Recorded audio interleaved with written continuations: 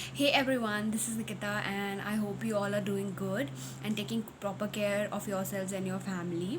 So, this video is basically about practicing questions of the chapter metals and non-metals.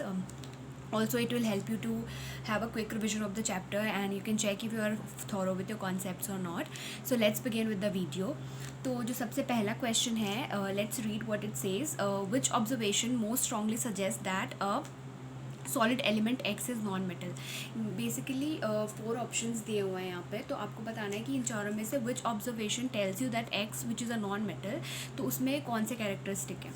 तो पहला है X forms an acidic oxide, X has high melting point, X is conductor of electricity, और D X reacts vigorously with chlorine. तो basically अगर वो non metal है, जो first option अगर आप चेक करोगे which is x forms an acidic oxide, this itself is the correct option. क्योंकि जो नॉन मेटल है, when I was discussing the physical and chemical properties of non metals, उसमें मैंने बताया था कि जो नॉन मेटल्स है बेसिकली ये एसिडिक ऑक्साइड्स बनाते हैं, और जो मेटल्स हैं उनके जो ऑक्साइड्स होते हैं वो बेसिक नेचर के होते हैं, बेसिक ऑक्साइड्स. तो जो फर्स्ट ऑप्शन है वो करेक्ट है, because it is telling you to tell the observation about non metal. तो नॉन मेटल कौन से ऑक्साइड बनाते हैं, एसिडिक ऑक्साइड. तो option A is the correct answer. Second question, give an example of a metal which is liquid at room temperature. तो एक कोई example देना है मेटल का जो रूम टेम्परेचर पे लिक्विड होता है. तो exception, when I was dealing about the exceptions of the chapter, उसमें मैंने बताया था कि mercury is the only metal which is liquid at room temperature. Second, can be easily cut with knife. तो कौन से मेटल्स हैं जो कि बहुत ईजिली नाइफ से कट हो जाते हैं. तो उसमें एल्कली मेटल्स आते हैं, तो sodium, potassium, caesium. I have listed down 3 metals. You can write any one of them since it's asking about only a single metal in the question. तो सोडियम, पोटेशियम और सीजियम जो alkali metals होते हैं basically वो बहुत ज़्यादा soft होते हैं, so it can be easily cut with a knife.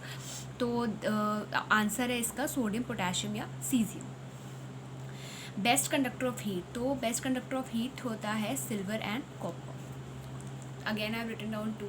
So basically the best conductor of heat is silver and copper. Third question is why ionic compounds have high melting point. Ionic compounds के melting point इतनी ज़्यादा क्यों होता है. तो basically ionic compounds में बहुत ज़्यादा strong electrostatic force of attraction होता है. So I write the answer here, due to strong electrostatic force of attraction, large amount of energy is required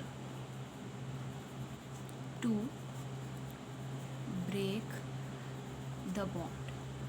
तो बेसिकली जो आयनिक कंपाउंड्स हैं, I have taught about ionic compounds in a very elaborate way. तो जो सबसे basic example लिया था उसमें मैंने क्या लिया था, NaCl. तो Na जो है पॉजिटिव पार्ट पे कंट्रीब्यूट कर रहा था, और क्लोरीन है वो माइनस पार्ट पे कंट्रीब्यूट कर रहा था. जो पॉजिटिव और नेगेटिव पार्ट है उसमें स्ट्रॉन्ग अट्रैक्टिव फोर्स होता है, जिसकी वजह से वो जो बॉन्ड फॉर्म होता है बहुत स्ट्रॉन्ग होता है, और बहुत ज़्यादा एनर्जी चाहिए to overcome that bond. So that's why they have high melting point. Basically ionic compounds have high melting point. Fourth question, what chemical process is used for obtaining a metal from its oxide. कौन सा process use होता है to obtain a pure metal from its oxide. तो basically reduction use होता है. reduction using carbon is used to obtain a metal from its oxide. इसमें zinc oxide का हम reaction लिख सकते हैं which gives zinc plus carbon monoxide gas. तो basically reduction process use होता है to obtain a metal from its oxide. Next question, an element reacts with oxygen to give a compound with a high melting point. तो basically एक element है which is reacting with oxygen to give a compound with a high melting point. Compound is also soluble in water. Element is, तो basically एक element है X, उसका reaction अगर oxygen से हो रहा है तो एक compound बना रहा है, और वो जो compound है water में भी soluble है. तो ये element कौन सा है, कैल्शियम, कार्बन, सिलिकॉन और आयरन. तो let's check the options one by one. तो सबसे पहला है कैल्शियम. कैल्शियम का रिएक्शन ऑक्सीजन के साथ, कैल्शियम ऑक्साइड. और सेकंड है carbon. Which will form carbon dioxide. तो बेसिकली ये तो गैस हो गया, तो ये कट हो गया ये ऑप्शन यहाँ पे। सिलिकॉन का रिएक्शन ऑक्सीजन से सिलिकॉन डाइऑक्साइड, आयरन का रिएक्शन ऑक्सीजन से आयरन ऑक्साइड। तो बेसिकली ये जो 4 ऑप्शन है इसमें से फर्स्ट ऑप्शन करेक्ट होगा, क्योंकि सिर्फ कैल्शियम जो है, कैल्शियम ऑक्साइड, ये जो कंपाउंड है ये ही सिर्फ सॉल्युबल है वाटर में, तो वो जो एलिमेंट है वो कैल्शियम होगा। सेकेंड वाला ऑप्शन कट हो गया। और ये जो सिलिकॉन और आयरन के जो कंपाउंड्स बने हैं they are insoluble in water, तो जो कैल्शियम है that is the correct option. Okay, sixth question. Give reasons why copper is used to make hot water tanks and not steel. An alloy of iron. तो आपको बताना है जो copper है why it is use to make hot water tanks, जबकि steel use नहीं करते जो कि आयरन का अलॉय है। तो बेसिकली जो कॉपर है it does not react with water, sorry hot water. तो बेसिकली कॉपर का रिएक्शन नहीं होता हॉट वाटर से, that's why it is use to make water tanks and not steel, क्योंकि आयरन का रिएक्शन हो जाता है which forms rust, but copper does not show any reactivity with hot water, that's why. तो 7th question है you must have tarnished copper vessels using lemon और tamarind juice, explain why. तो basically tamarind juice या जो lemon juice है उससे उसे use करके कॉपर वेसल्स को कटानिश यानी क्लीन किया जाता है। वाई? बेसिकली जो लेमन जूस है, लेमन या टैमरिन जूस है, इट कंटेन्स एसिड। तो जो एसिड है वो क्या करता है, वो जो कॉपर ऑक्साइड का जो लेयर है उसे रिमूव करने में मदद करता है। दैट्स वाई लेमन जूसेस और tamarind juice is use to tarnish copper vessels due to the presence of acid,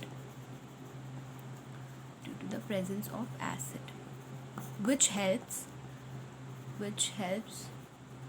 to remove the layer of oxide, yeah. So that is the main reason why lemon or tamarind juice is used. So that was all about the chapter the metals and non-metals. I have sorted few questions and made you practice that also. So I hope you liked the video, and do not forget to like, share and subscribe to my channel for more chemistry tutorials, and thank you for watching.